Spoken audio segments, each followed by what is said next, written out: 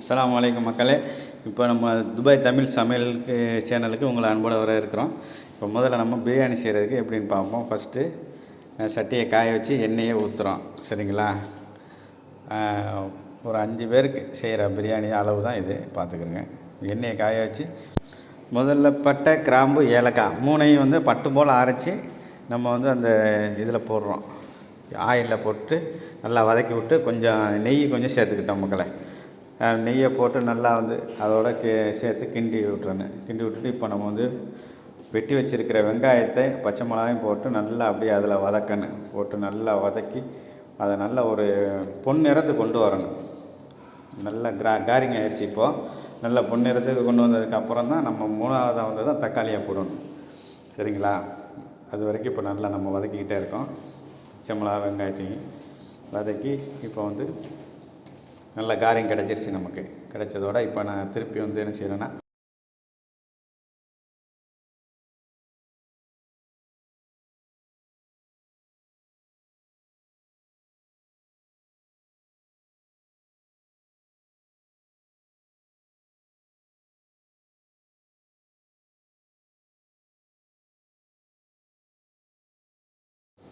இப்போ நல்லா புன்னிறம் வந்துருச்சு பாருங்கள் நமக்கு. இப்போ நம்ம தக்காளி ஆட் பண்ணுறோம். அதில் ஃபுல்லாக தக்காளி ஆட் பண்ணி அதை நல்லா கிண்டணும். போட்டு கிண்டிக்கிட்டு அதை வந்துக்கிட்டு நல்லா அதையும் வேக விடணும். நல்லா கொண்டு வரணும். அப்படியே சுற்றி வதக்கி விட்டாச்சு. இப்போ வந்துக்கிட்டு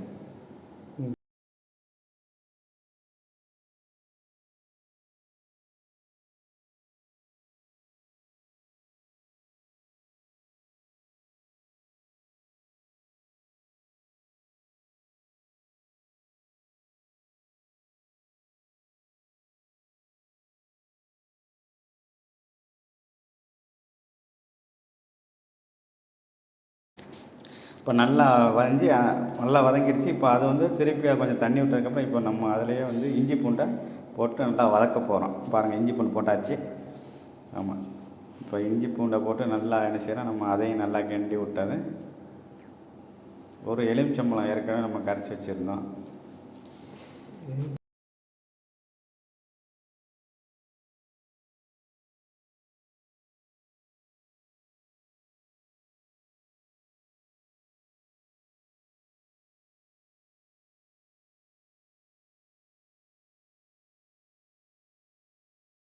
இப்போ நம்ம இஞ்சி பூண்டை போட்டு கிண்டிட்டு மசாலா போட்டிருக்குறோம். அதாவது மிளகாத்தூள், ஜீரகத்தூள், உப்பு, தேவைக்கேற்ப உப்பு, 3 ஐட்டம் தான் போடுறோம். வேறு எதுவுமே கிடையாது. மஞ்சத்தூள் கொஞ்சம் லேசாக ஆட் பண்ணிக்கிற வேண்டியது தான், நமக்கு கொஞ்சம் கலர் கிடைக்கும். இப்போ மஞ்சத்தூள் போட்டாச்சு. எல்லாத்தையும் போட்டு நல்லா மறுபடியும் அந்த இதிலே போட்டு நல்லா வேக வைக்கணும். இப்போ நல்லா மசாலா வந்து தண்ணி கொஞ்சம் ஆட் பண்ணிக்கிற வேண்டியது தான். போட்டு நல்லா மசாலா வேக விட்டு அதோடு நம்ம வந்து சிக்கனை போட்டுற வேண்டியது தான். அதில் நம்ம கழுவி வச்சுருக்கோம்ல, ஏற்கனவே கழுவி வச்சுருக்கிறோம். அந்த சிக்கனை அதில் போட்டுக்க வேண்டியது.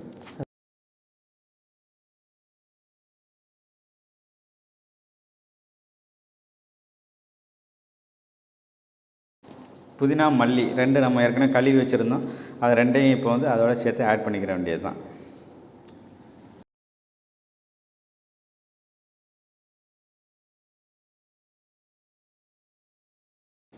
இப்போ புதினா, மல்லி நல்லா வதங்கி வந்துருச்சு. இப்போ நம்ம தயிரை அதோட ஒரு 1/2 கப்பு தயிர் சேர்த்துக்கிற வேண்டியது தான். சேர்த்தாச்சு. தயிர் இப்போ போட்டு அதோட அதையும் நல்லா கிளறி கிண்டி விட்டு நல்லா வதக்கணும். அப்படி எல்லாத்தையும் சேர்த்து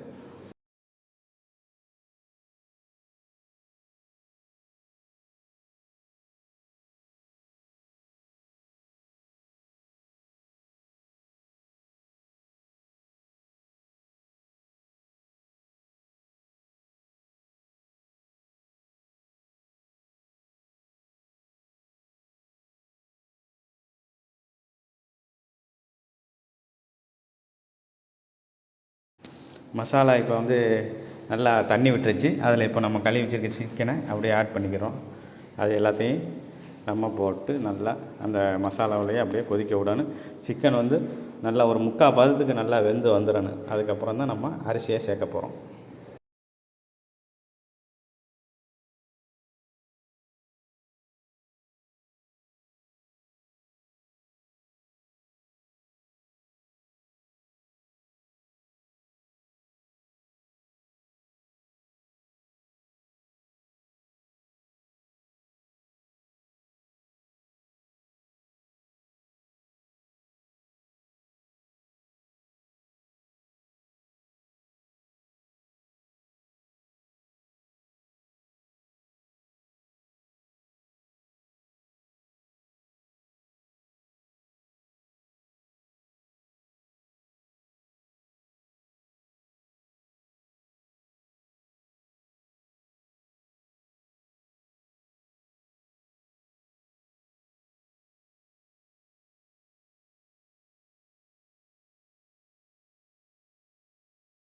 இப்போ முக்கால் பாதத்துக்கு வந்துருச்சு. இப்போ நம்ம ஒரு லெமன் ஒன்று ஆட் பண்ணிக்கலாம் அதில். சரிங்களா? ஒரு லெமன் வந்து புழிஞ்சி ஃபுல்லாக ஊற்றி விட்டாச்சு.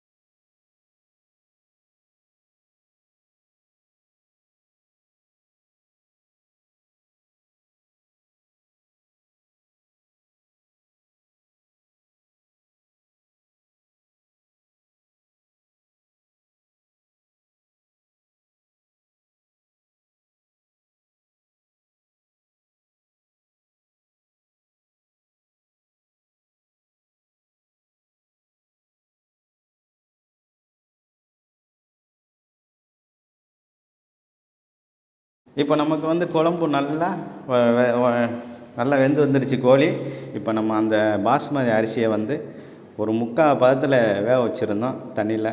அதை வந்து அப்படியே வடிச்சிட்டு இப்போ வந்து சோத்தை அந்த முக்கால் பதத்தில் உள்ள சோத்தை போட்டு கிண்டி அப்படியே நம்ம வந்து மூடி வச்சிட வேண்டியதான். ஃபுல்லாக எல்லா பக்கமும் ஒரு மாதிரி நல்லா கிண்டியாச்சு.